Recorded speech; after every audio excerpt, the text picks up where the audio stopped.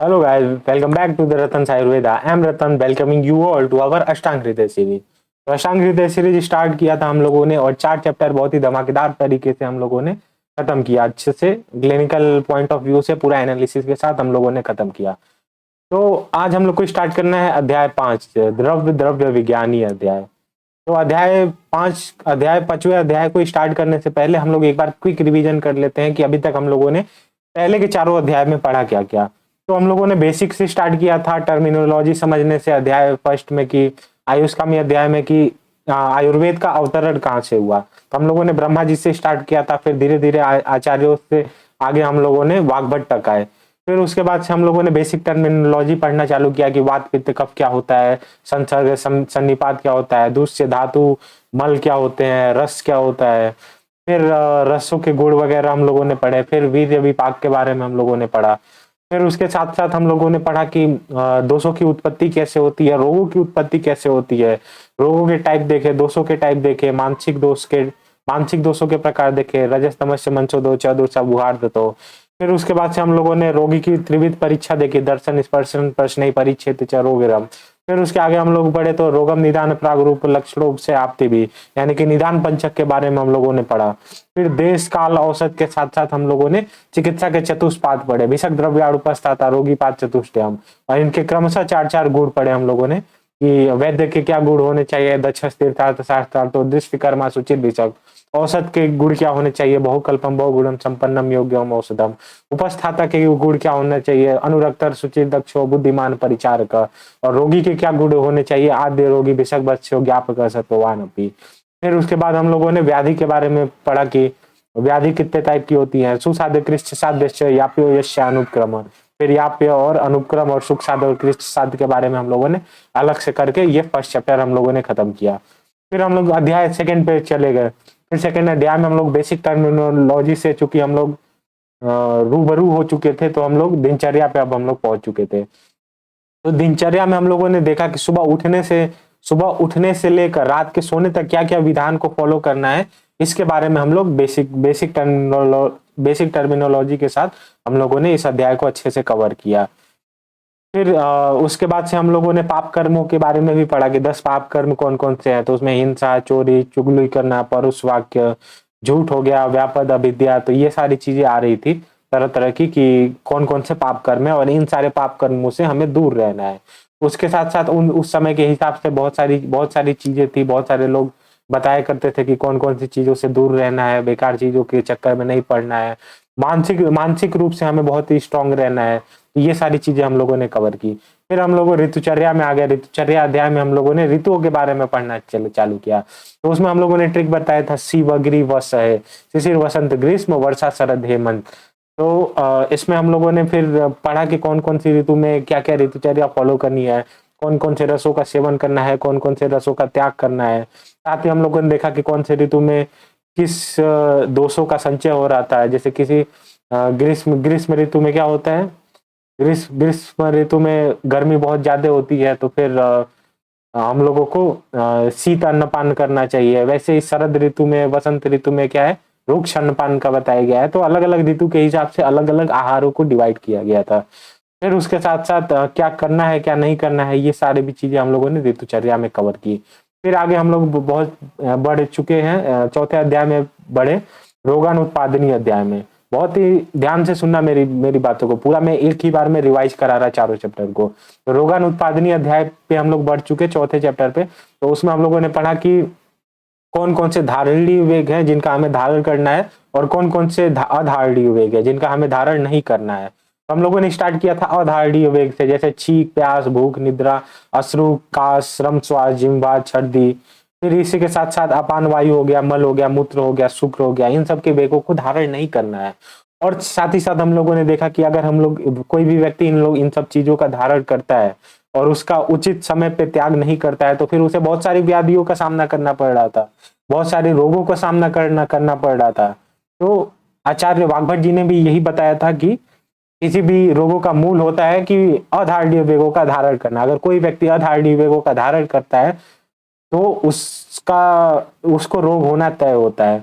तो फिर इसीलिए हमें अधारणीय वेगों का उचित समय पे निष्कासन कर देना चाहिए। फिर हम लोगों ने धारणीय वेग के बारे में पढ़ा कि धारणीय वेग कौन कौन से होते हैं। तो इसको हम लोग ने तीन भागों में डिवाइड किया था, मानसिक, वाचिक और दैहिक। तो मानसिक में लोभ, शोक, भय, द्वेष, मान, क्रोध आदि, ये सब मानसिक द्वेष में आते हैं।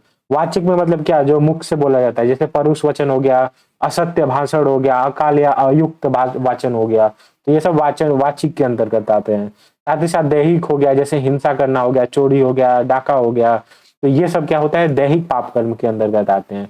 तो इन सब चीजों का धारण करना है, मानसिक, वाचिक और दैहिक कर्म, जो ये जितने भी चीज है, लोभ, शोक, मोह, माया, इन सब चीजों को, लोभ, शोक, द्वेष, मान, ये सब चीजों को अपने अंदर धारण करना है। फिर उसके बाद से स्वस्थ रहने के उपाय बताया गया था, और फिर निज रोग और आगंतुक रोग के हिसाब से मैंने एक्सप्लेन किया था कि निरोगी कैसे रहना है। तो इसी के साथ हम लोगों ने अध्याय 4 को खत्म किया था, जो कि रोगानुत्पादनी अध्याय था, धारणीय वेग और अधारणीय वेग के हिसाब से। फिर अब हम लोग आगे बढ़ चुके हैं, और हम लोग कहाँ पे पहुंच चुके हैं, हम लोग पहुंच चुके हैं द्रव्य विज्ञान, अर्थात अध्याय 5 पे। बहुत ही शानदार चैप्टर होने वाला है, बहुत ही शानदार अध्याय होने वाला है, अच्छे से मैं पूरा एक्सप्लेन करूंगा। देखो ये थोड़ा ट्रिकी था, अध्याय 4 तक थोड़ा दिमाग लगाना था, थोड़ा रटने वाली चीजें थी इसमें। जो है रटने वाली चीजें कम है, समझने वाली चीजें ज्यादा है। और बहुत सारे लोगों को समझ में नहीं आता है कि भाई जल क्या होता है, इन सब चीजों का क्या होता है। तो एक बार मैं बताता हूँ कि इस चैप्टर में हम लोग पढ़ने क्या क्या वाले हैं। तो इस चैप्टर में हम लोग शुरुआत करेंगे जल से, जल वर्ग से। जैसे स्टार्ट करेंगे हम लोग गंगा वाटर से। तो गंगा जल मतलब नदी की बात नहीं कर रहा है एक्चुअली, ये बात किस चीज की कर रहा है मैं अभी एक्सप्लेन करूंगा। तो पहले एक बार मैं बता देता हूँ कि इसमें पढ़ने क्या वाले हैं। तो सबसे पहले हम लोग जल वर्ग पढ़ेंगे।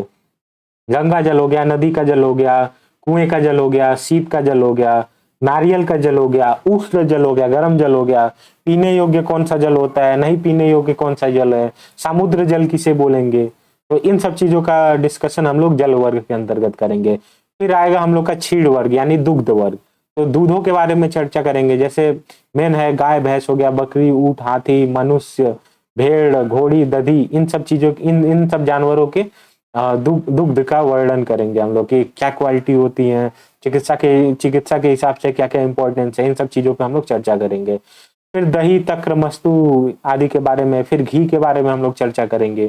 फिर आएगा हम लोग का इच्छु वर्ग यानी कि गन्ना हो गया, गन्ने से जो भी आइटम्स बनता है, जैसे फाड़ित हो गया, गुड़ हो गया, मत्स्यंडिका हो गया, या शर्करा, मधु शर्करा और नॉर्मल शर्करा यानी कि चीनी हो गई, मिश्री हो गई, फाड़ित हो गया, गुड़ हो गया, इन सब चीजों पे चर्चा करेंगे।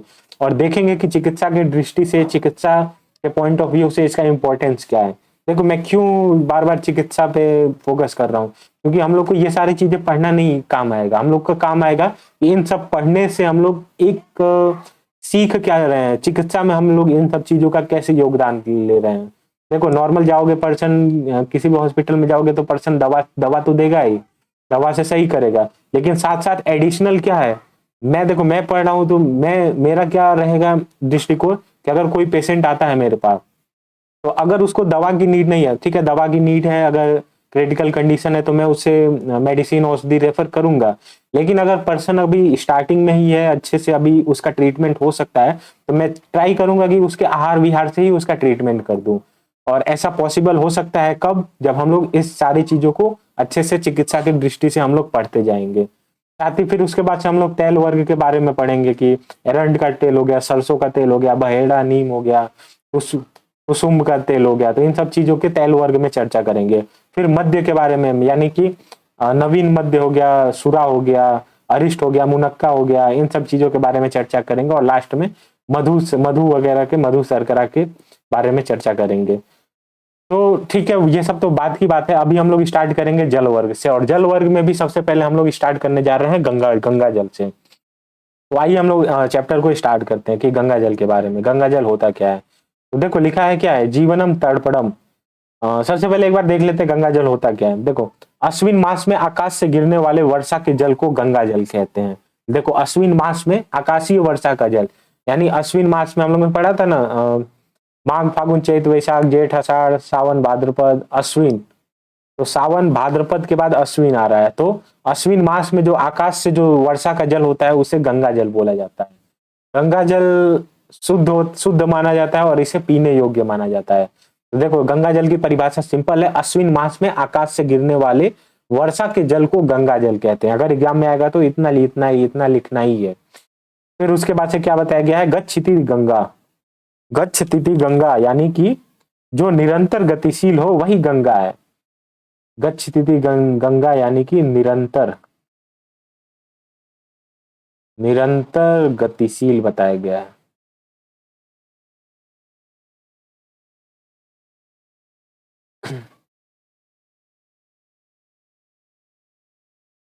गच्छति गंगा यानी निरंतर गतिशील बताया गया है, वही गंगा है।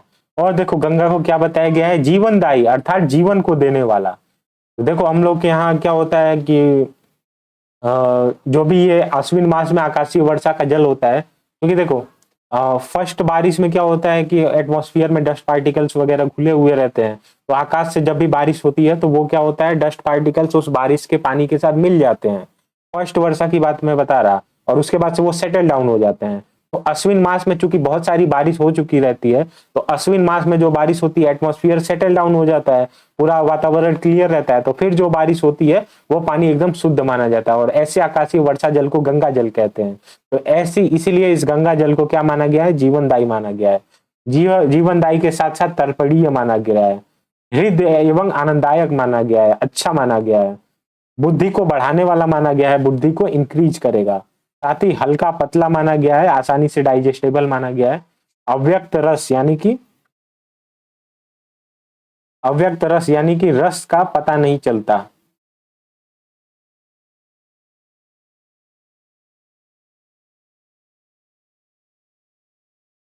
अव्यक्त रस यानी कि इसका रस पता नहीं चलता है, नॉर्मल। देखो टेस्टलेस, टेस्टलेस इसको कह सकते हैं। देखो हर एक चीज का रस होता है अगर उसमें कुछ मिल जाता है, लेकिन जल के रस को क्या बोलोगे, अगर शुद्ध वाटर है तो उसमें कौन सा रस होता है, तो अव्यक्त रस, अव्यक्त रस आचार्यों ने बताया है, यानी कि इसके रस का एग्जैक्टली पता नहीं चलता है। साथ ही क्या होता है, मन को प्रेरित करने वाला होता है, सुखदायक होता है, यानी कि अच्छा अच्छा लगने वाला है, आनंददायक होता है, हृदय होता है। शीतल लघु होता है, शीतल होता है, लघु होता है, अमृत के समान होता है। अमृत से इसकी तुलना की गई है। बताओ गंगा जल की अमृत से तुलना की गई है। साथ ही देखो जब गंगा जल जो होता है अंतरिक्ष से गिरकर सूर्य, चंद्रमा एवं वायु के समीप द्वारा प्रभाव से हितकर एवं अहितकर हो सकता है। यह विशेषकर देश काल की अपेक्षा करता है। तो देखो देश काल की अपेक्षा करता है, तो देश काल की अपेक्षा मतलब क्या है, देखो ये मृष्ट मतलब बोलोगे लोग क्या होता है, सुखदायक,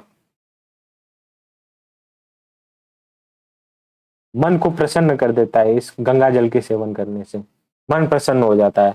देश काल की अपेक्षा करता है, तो देखो देश काल की अपेक्षा कैसे करता है, अगर देखो एटमॉस्फेयर क्लियर है तो फिर जो बारिश का पानी आ रहा है, जो भी हो रहा है उसमें गंदगी नहीं घुली हुई है। लेकिन कोई ऐसे ऐसे जगह पे है जहाँ पे बहुत सारी गर्म हवाएं चल रही है, चारों तरफ धूल कण ही एटमॉस्फेयर में विद्यमान है, तो फिर अगर अश्विन मास में भी बारिश होती है, आकाशीय वर्षा होती है, तो उसमें अगर अशुद्धि घुल जाती है तो फिर वो क्या हो जाएगा, वो उसको हम लोग गंगा जल नहीं बोल सकते हैं, वो जल दूषित जल के अंतर्गत आने लगेगा। तो इसीलिए देश काल की अपेक्षा करता है कि एग्जैक्टली बारिश कहाँ हो रही है, तो इन सब चीजों की अपेक्षा करता है।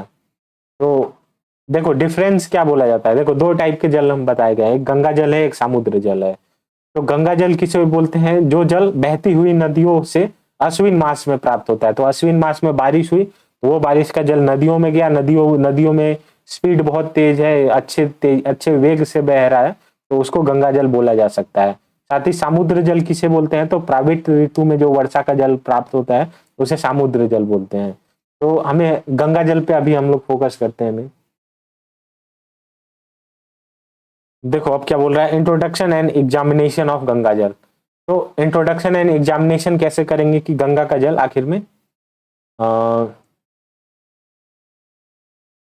देखो जिस जल के बरसते समय घर के भीतर चांदी के पात्र में परोसा हुआ साली चावल का भात निर्मल बना रहे तथा क्लेद युक्त न हो, पसीजा ना हो तथा वर्ण विकार युक्त ना हो, वह गंगा जल है। देखो कितने अच्छे से एक्सप्लेन किया है।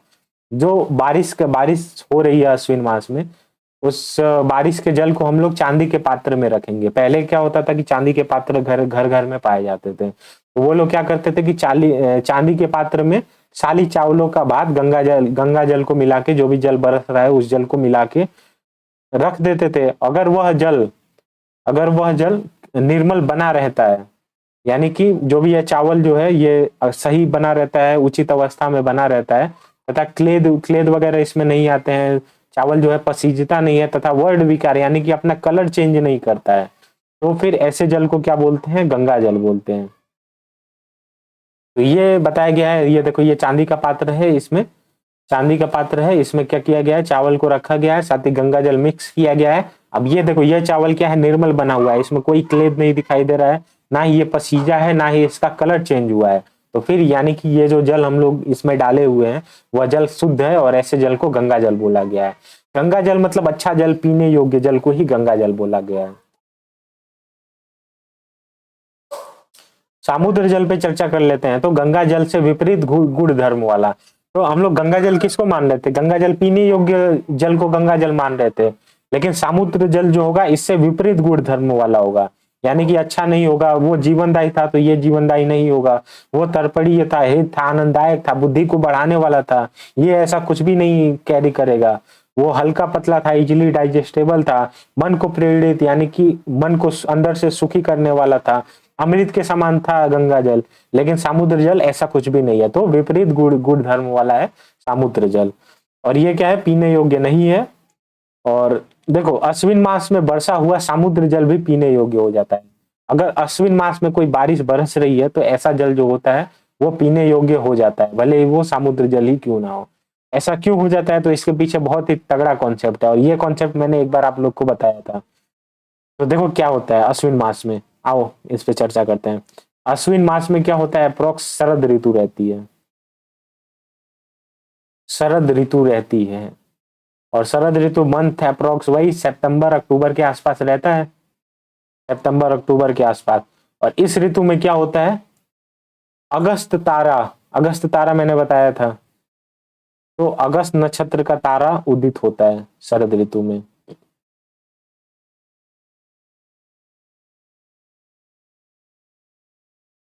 याद करो हंसोदक में बताया था मैंने, अगस्त तारा नक्षत्र में उदित होता है। ये अगस्त तारा क्या करता है? वो डिटॉक्सिफाई कर देता है, डिटॉक्सिफाई पॉइजन। और क्या करता है? इसको पीने योग्य बना देता है। तो देखो शरद अश्विन मास में क्या होता है? अप्रोक्स शरद ऋतु रहती है, सितंबर अक्टूबर का टाइम रहता है। उस स्थिति में अगस्त नक्षत्र का तारा उदित होता है। वो क्या करता है कि जितनी भी अशुद्धियां घुली हुई रहती है पानी में, तो वो क्या करता है? जब ये तारा उदित होता है तो उसको डिटॉक्सिफाई करने लग जाता है। साथ ही सूर्य और चंद्रमा की किरण भी इस पे पड़ती है, और अगस्त नक्षत्र के तारा की भी किरण पड़ती है। तो ये जो वाटर होता है वो डिटॉक्सिफाई हो जाता है और पीने योग्य हो जाता है। तो ये इसका कॉन्सेप्ट था, जो कॉन्सेप्ट मैंने बता दिया। फिर अब नेक्स्ट स्लाइड पे चलते हैं।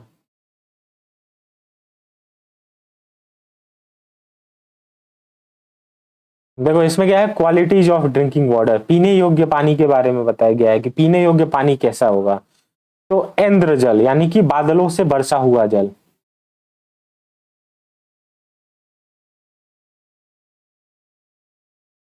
बादल से बरसा जल जो है उससे इंद्र जल बोला जाता है। तो बादलों से बरसा जल जो स्वच्छ एवं अच्छे धातु के पात्र में रखा हो, स्वच्छ एवं अच्छे धातु के पात्र में रखा होना चाहिए। तो अच्छे धातु से यहाँ पे मतलब है सोने चांदी के बारे में, सोने चांदी के पात्र में रखा हो।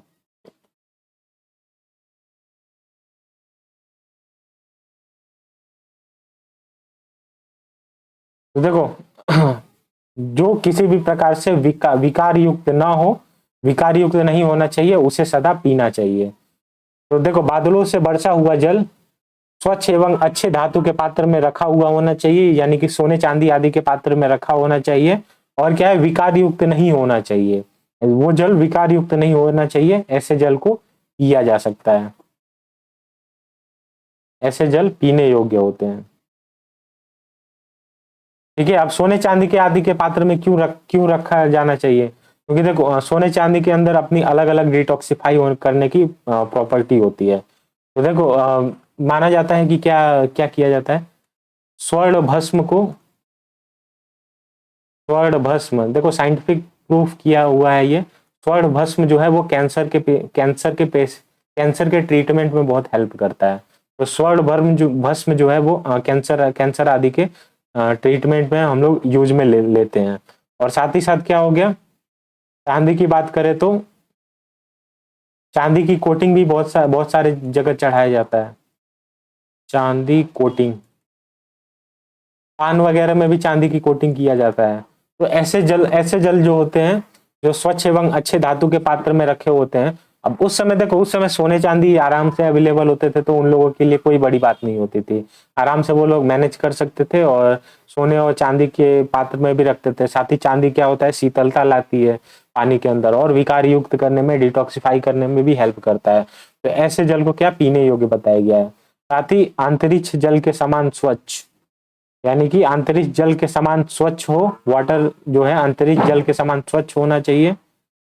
पृथ्वी पर स्वच्छ पवित्र काले तथा सफेद पात्र में रखा गया हो। स्वच्छ पवित्र काले अथवा सफेद पात्र में रखा गया हो, जिसमें सूर्य की किरणें एवं शुद्ध हवा का स्पर्श हो।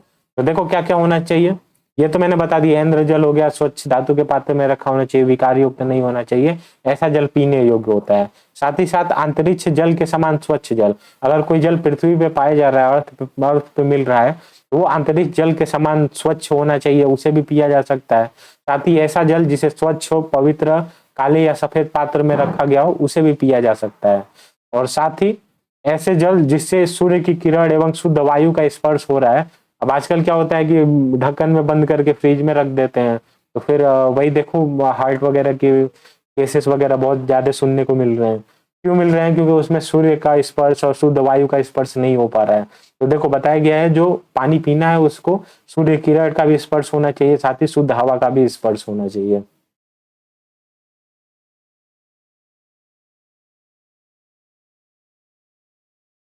अब देखो, वाटर अनफिट टू ड्रिंक, कैसे पानी को पीने लायक नहीं पीने योग्य नहीं होता है, कौन कौन सा पानी। तो कीचड़, शैवाल, घास, तिनके पत्ते आदि के फैल जाने के कारण जो जल मलिन हो गया है, ऐसे जल को नहीं पीना चाहिए।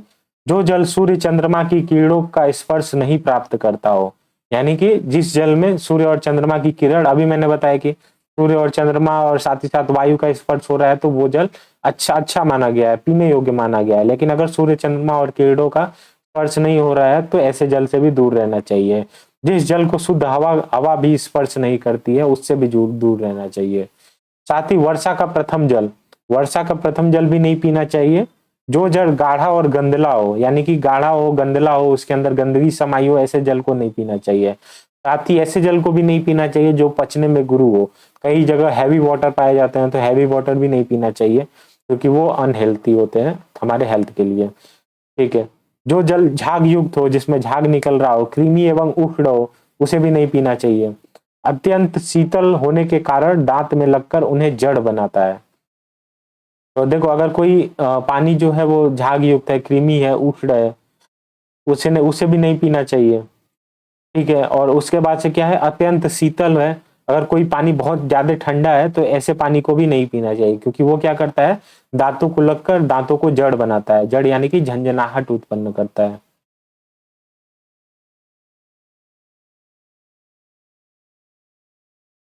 दांतों को लगकर झंझनाहट उत्पन्न करता है उसमें, तो ऐसे पानी को भी नहीं पीना चाहिए। तो देखो, अत्यंत शीतल पानी है, तो हम लोग को देखना है, अगर बहुत ज्यादा ठंडा पानी करते हो तो लगता है दांत एकदम जड़, यानी कि झंझनाहट सी होने लगती है, कुछ कार्य करने में असमर्थ हो जाता है व्यक्ति। और उसके साथ साथ और क्या बताया गया है कि अनार्तो जल, यानी कि वर्षा ऋतु के अतिरिक्त अगर कोई जल है, तो उसे भी नहीं पीना चाहिए। अगर बारिश हो रही है तो उसे वर्षा ऋतु में बारिश हो रही है, तो उसे पिया जा सकता है, अगर वो प्रथम वर्षा नहीं है तो। और अगर प्रथम वर्षा का जल है, तो भी उसे नहीं पीना है। साथ ही लूता आदि आदि जंतुओं की लार, तंतु, पुरुष मूत्र आदि के संपर्क, विष के संपर्क हो गया है, तो भी ऐसे जल को नहीं पीना है। यानी प्रथम वर्षा का जल नहीं पीना है। कोई लूता आदि जंतुओं की लार से संपर्क हो गया, ये क्या होता है, टॉक्सिक टॉक्सिक सब्सटेंस सीक्रेट करते हैं, तो ऐसी ऐसी जल को भी नहीं पीना है। साथ ही तंतु, पुरुष हो गया, मूत्र हो गया, अगर विष मिल गया है, तो भी ऐसे जल को नहीं पीना है, और ऐसे जल से दूरी बनाए रखना है।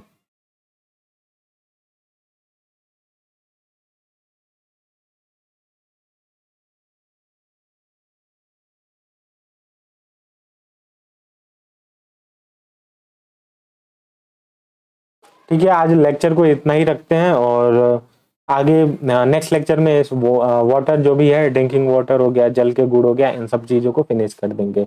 तो चलिए फिर मिलते हैं नेक्स्ट लेक्चर में, तब तक के लिए जय हिंद गाइस।